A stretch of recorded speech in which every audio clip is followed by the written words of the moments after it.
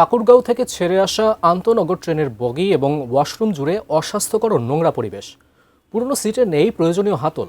আসন্ন এই যাত্রায় পরিচ্ছন্ন ও ভ্রমণ উপযোগী ট্রেনের দাবি যাত্রীদের। বিস্তারিত জানাতে রোড রেলওয়ে স্টেশনের সামনে থেকে যুক্ত হচ্ছেন প্রতিনিধি M A Samad. Samad, rail স্টেশনের সার্বিক পরিস্থিতি নিয়ে আমাদের জানাবেন। ঠাকুরগাঁও থেকে ৩টি আন্তনগর ট্রেন যায়। একটি হচ্ছে সকালে একতা এক্সপ্রেস, দুপুরে পদ্মগড় এক্সপ্রেস এবং রাতে দ্রুতগামী এক্সপ্রেস। এই ৩টি ট্রেনে যদি আপনি এখন বেলা ৮টা বাজে, এখন যদি আপনি এখান থেকে রওনা হন ঢাকার উদ্দেশ্যে, তাহলে রাত ৮টা অর্থাৎ দীর্ঘ ১২ ঘন্টা আপনাকে এই ট্রেনের ভিতরে থাকতে হবে, এই জার্নিটা করতে হবে। তবে দুর্ভাগ্যজনক হলেও সত্য, দীর্ঘ এই যাত্রা, এই যে ভোগান্তি এখন চরম পর্যায়ে উঠেছে। আমরা এর আগে ২০১৮ সালের পরপরই যখন এই আন্তনগর ৩টি ট্রেন এই চালু হয় এই রুটে, তারপরে দেখা গিয়েছে যে বগির যে অবস্থা সেগুলো মানসম্মত এবং ভ্রমণ উপযোগী ছিল, এবং বর্তমানে যে বগিগুলো রাখা হয়েছে সেগুলো একেবারেই নাজুক অবস্থা, অর্থাৎ সেখানে যে সিটের হাতলগুলো রয়েছে সেগুলো নেই এবং সিট থেকে দুর্গন্ধ আসে। তারপরে যে ওয়াশরুম রয়েছে সেই ওয়াশরুম জুড়ে নোংরা এবং অস্বাস্থ্যকর পরিবেশ রয়েছে।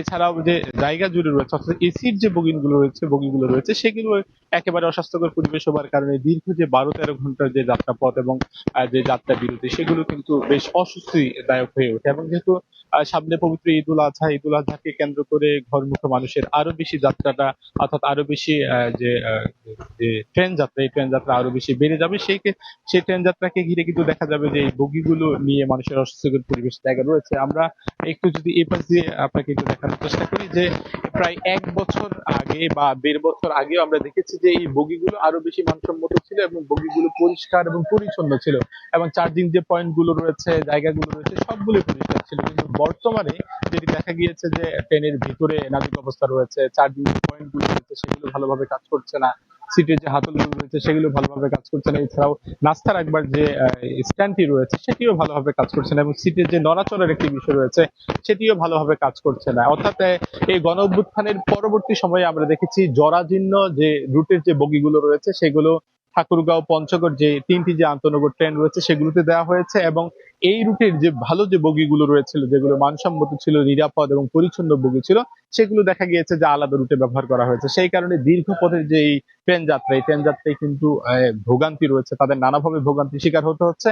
সেই কারণে আসন্ন পবিত্র যে ঈদুল আজহাকে কেন্দ্র করে যারা এই ট্রেন যাত্রার মানুষ রয়েছেন তারা বলছেন পূর্বে যে এই রুটে যে ধরনের বগিগুলো ব্যবহার করা হতো সেগুলো যদি ব্যবহার করা হয় তবেই কিন্তু এই দীর্ঘ যে ট্রেন যাত্রা এটিতে স্বস্তি ফিরবে। আমরা এ নিয়ে কথা বলেছিলাম কিছুদিন আগে মির্জা ফখরুল ইসলাম আলমগীর, এই আসনের সংসদ সদস্য এবং স্থানীয় সরকার ও পল্লী উন্নয়ন ও সমবায় মন্ত্রণালয়ের মাননীয় মন্ত্রী। তিনি আমাদেরকে জানিয়েছেন যে ইতিমধ্যে তিনি অবহিত করেছেন সংশ্লিষ্ট মন্ত্রণালয়ে। তিনিও আশা করছেন যে স্বল্প সময়ের মধ্যে পূর্বে এই রুটে যে ধরনের বগিগুলো ছিল সেই বগিগুলো আবার পুনরায় চালু করা হবে। সব মিলিয়ে স্বস্তি এক জায়গায় ফিরবে যদি পূর্বের যে বগিগুলো রয়েছে সেগুলো যদি ফেরানো হয়, এবং আসন্ন ঈদেও অনেকটা যারা ঘরমুখী মানুষ রয়েছেন তারা স্বস্তিতে ঈদ যাত্রা করতে পারবেন। ফাহিম।